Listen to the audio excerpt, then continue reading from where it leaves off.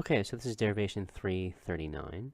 So we'll go ahead and show the conclusion, make an indirect assumption in Qn, and bring in our premise. Now this is kind of an ugly situation because we have for all x some y, and we have for all y, and then this not for all x is going to turn into a sum x naught. And that means that inside, we want to instantiate the universals to the existentials, but we have to instantiate at least one of the universals first, and that's not very attractive. So it's also not clear which one we should instantiate first. So we're just going to start with 2 because we can't tell which one to instantiate first. So we'll instantiate that to y. Okay, now we can qn this, and we can ei to a new variable, and we can go ahead and De Morgan's. So what we get from 2 when we're done is we get not fi or not gy. Now we want to instantiate 3 so that it will interact with 4. So we look at the universal, and we see where does it bind, and you see it binds an x, and it binds x, and x occurs in the fx. So we want this to interact with this here on the f's. So we want to instantiate, and here it's I occurs with f, so we want to instantiate 3 to I, and then we can instantiate the existential as well. So we can split off the left-hand side of 5, and we think, well, we're going to want to use this with this for MTP. Let's go ahead and double negate that, and then we can do MTP, and we have not GY. And we also have GJ. Okay, so we've cycled through our we've instantiated both of these, and we've got them to interact as well as we could, and what we got out of it was not fi, not gy, and not gj. Now we use not fi with MTP for this, so what we really have are not gy and not gj. And now we want to think, okay, which of these, or maybe that, but focusing on these first, do either of these interact with either of those? Okay, so let's consider first whether 7 or 8 are going to interact with what we get from 3. So we look at 3, and we look at the g term, and that's where there would be interaction. It'd be g here. So what's the variable in here? It's a y. If we look over here, we see that it's an existential y. That means that whenever we instantiate line 3, we're going to end up with a new variable in here. So it's going to be gk or gl or whatever. It's not going to be gy. It's not going to be gj.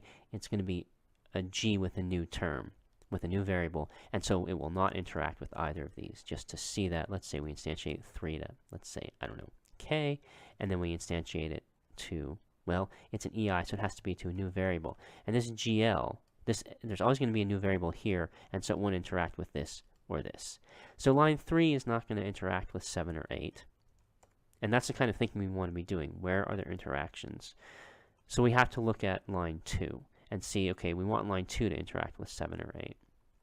So if we remember, when we do instantiate from line 2, we look back here, here's where we instantiated from line 2, and we get, because this negation keeps moving in, we end up with a disjunction of negations. So so that means we're going to be doing MTP with a negated with a disjunction whose disjuncts are negations.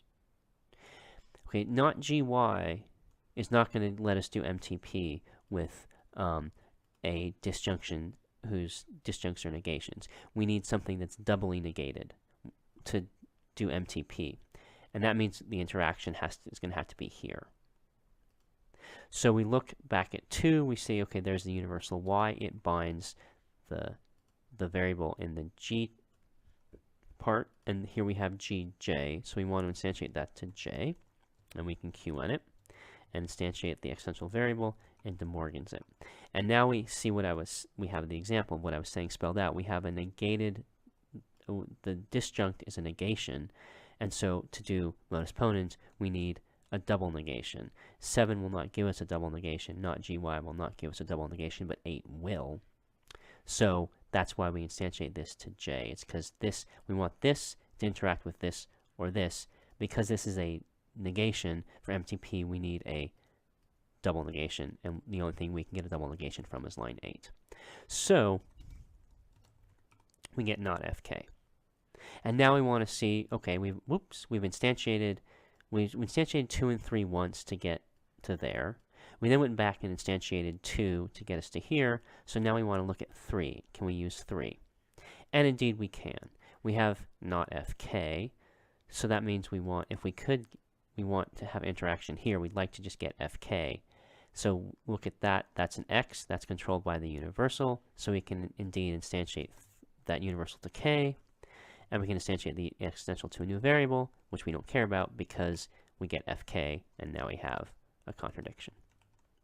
So I hope this illustrates the way in which we want to think of, sort of do this interaction thinking. So this is 39. We want to think, where do the truth functional interactions occur with the instances I'm going to get from the quantified statements, and which of the variables do I control with universals and which do I control with existentials. And it's you always want to be looking for, you have control over the points where you have universal quantifiers doing the binding. So that's 39.